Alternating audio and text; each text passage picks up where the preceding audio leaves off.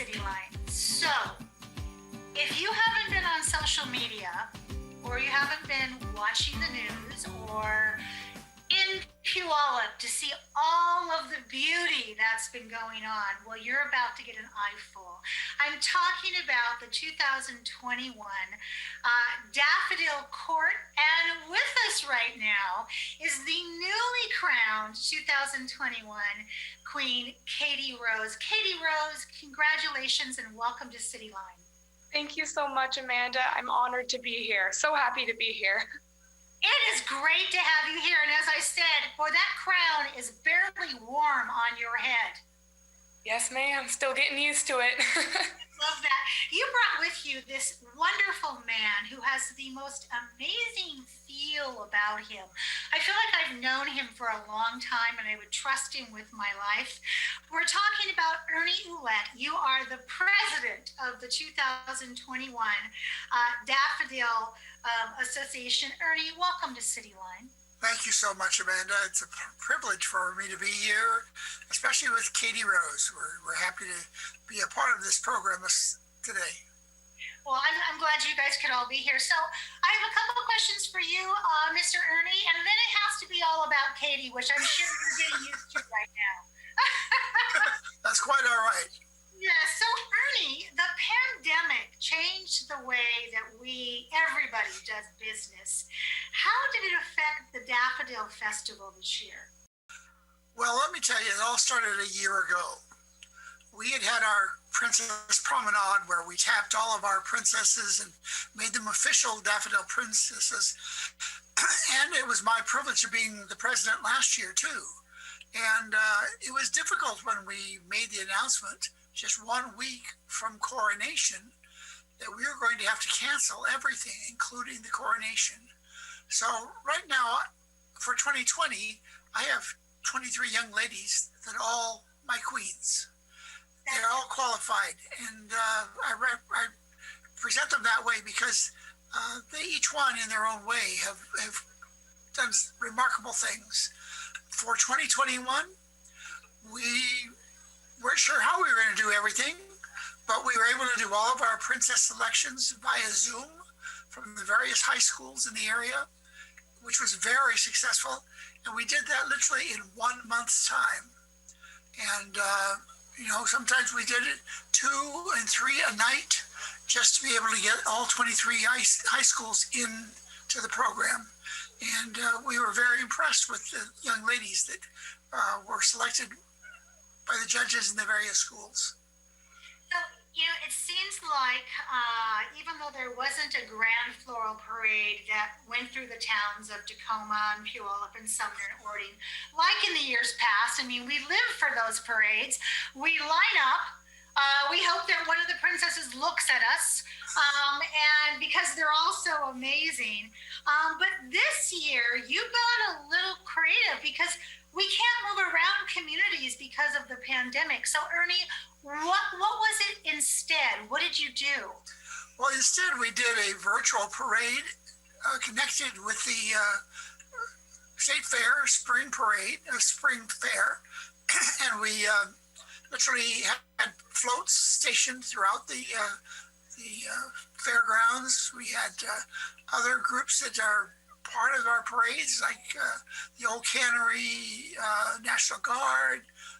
We had a variety of a dance group that participates in the Puyallup Parade, and they all were stationed for those 2-week period of time, from Wednesday to Sunday, 2 weeks in a row. And we were so pleased with the turnout of people that stayed in their cars, went by the float, the Daffodil float, which hasn't been out of what we call the box or the trailer, in over a year. We brought it out, freshened it up, and it was the first thing people saw as they came in the gate. And the girls were on the float waving and greeting people, and it was a great time. You know, it was. I followed along on Instagram because you were all over Instagram during that time. Every day, I got to see the princesses. Some of them were eating like some of the fair food. I got to see them waving at the kids, and I just thought, this is so cool because we get to safely come to you, and it's been a remarkable phenomena and a great pivot for the Daffodil Association. Queen Katie, everything has happened so quickly. You were crowned Monday night, I believe. That was the 26th of April. Is that right? That is okay. correct. Just, time is so funny with COVID. And this is a question you're going to be asked ad nauseum until the end of your reign, and then you'll be asked that again as the former queen. But what does it mean to you to represent the festival as our Daffodil Queen? Being the Daffodil Queen means the entire world to me, and it's a cliche, but it's the true cliche. I mean, this festival has such a long history of being out in our community in Pierce County and really creating that love and connection that makes this place so homey to us. And to be able to represent that is the greatest honor of my life, truly. But I think the most meaning really comes from who I'm doing it with, which is the 22 other princesses who I get to serve with this year. I mean, they are the ones that spark the joy in me and the happiness that it really takes to be out there and loving your community. And they're the ones that make this such a wonderful process. So to represent them means the universe. Spoken like the true queen that you are, because here you are promoting them over you, which is such a beautiful sense of grace that comes across with you, Katie Rose. I had the pleasure probably about 5 years ago of being a Daffodil coronation judge. And let me tell you, it is one of the hardest things I ever had to do. I don't know how you take 23 degrees of beauty, brilliance, intelligence, and narrow it down. It was really hard. So when you say it means the world to me, I kind of have an idea of what you're talking about there. Katie, leading up to your coronation, you're the first Puyallup High School queen in 32 years. Is that correct? That is right. And wow, is that cool? I mean, Puyallup is, in my mind, I'm a Puyallup girl, born and raised. So growing up, the festival has been so integral in the history of Puyallup. Like, Puyallup is Daffodil, Daffodil is Puyallup. So it's just such a cool, icing on the cake that I get to represent not only the festival, but Puyallup too. Oh, worlds colliding. I love that. So leading up to the parade, as I said, social media was really phenomenal. But for those folks who perhaps didn't get a chance to watch it, can you tell us some of the activities that you participated in before you were crowned? Absolutely. So we have actually done a spectacular job of being able to be out there in the community this year, especially in such a modified way, because our priority is safety this year. I mean, we can't love and serve our community if we're not safe.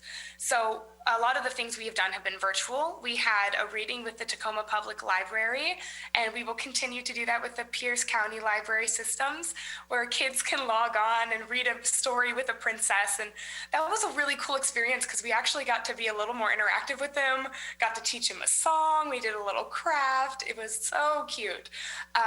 We also have been going to the Old Cannery for a few events. The Old Cannery has been a huge support of the festival this year. So it's really cool. I got to go on Easter, or I believe the Saturday before Easter. We got to hand out some flowers to the people walking through and greet the community a little bit. And there was a petting zoo, which I have to say was my favorite part. I got to hold a wallaby, highlight of my life. Yeah. And then, of course, the Tacoma Yacht Club did get to do their yacht parade this year.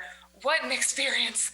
That was so cool. All the yachts going through dressed up and festively full of daffodils. That was wonderful. But of course, the parade. And, I have to say, I particularly like the parade this year. It wasn't traditional, but we almost got to connect more with the community. because we got to go to each individual car and say hi to the kids. We got to hand them flowers and posters, and it almost felt like what we needed this year.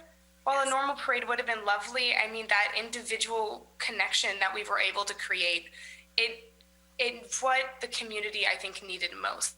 It was really, really cool to be able to do it in that format. So beautifully said. And of course, did anybody ask to try on your crown? No, not yet, but I think I've only had it for a little bit. So That's okay. When I have you back on, I'll have to hear about all the people that you had to snatch that back from. I'll make a list. So Ernie, Princess Katie Rose, Queen Katie Rose, excuse me, brings up a really good point about the parade. So here's the big question. Will the Grand Floral Parade be back next year as we cross our fingers? That's what we're doing. We are hoping that we will be able to go back to the parade as we've known it over the years.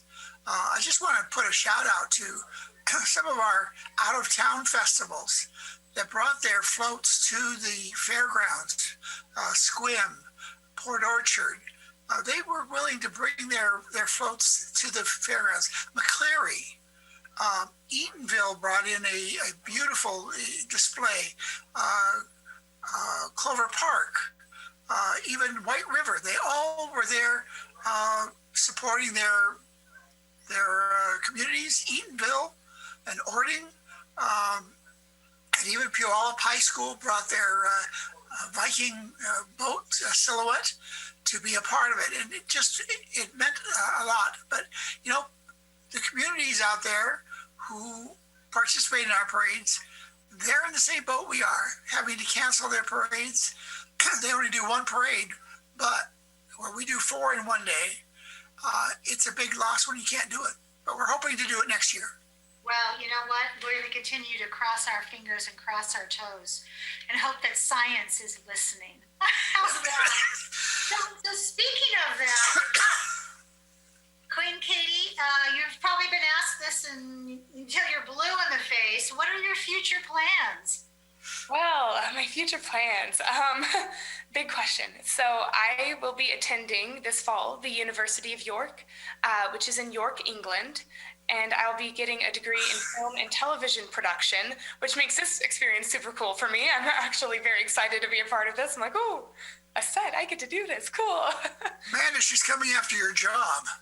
Well, she can have my job, okay? I'm going to retire here in who knows when. So, Queen Katie, I'd love to have you come sit with me.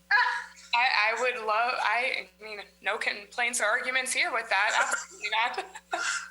So our Queen Katie is going to go across the pond and go to school her first year in England, which is such an amazing thing that you are doing. Are you coming back for the summer? Because you're going to be a busy queen.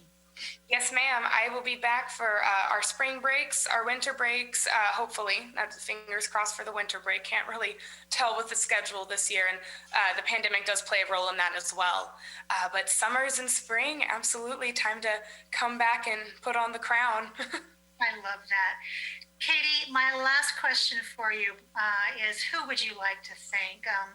I am a mom of a child, a young girl who was very active. I had my time in pageants, so I know that there is a litany of pieces. Why I asked the question.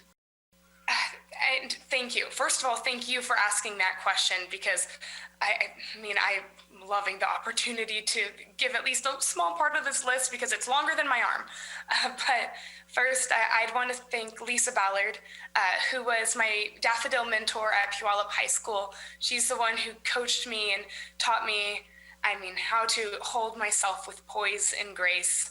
I'd also like to thank Sandra Coyer, who's my English and journalism teacher, for teaching me how to ask a good question and answer a question well. So I owe a lot to her.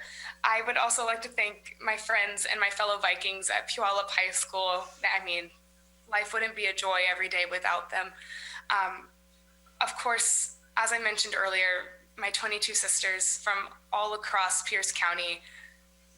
as I said, they make this experience meaningful in what it is, and I don't know where I would be or what confidence or kindness I would have to spread without their endless support. They are my they're my rocks. And then lastly, of course, I want to thank my parents because they're the most supportive people in the world. And I am biased, but they are the best parents in the world as well.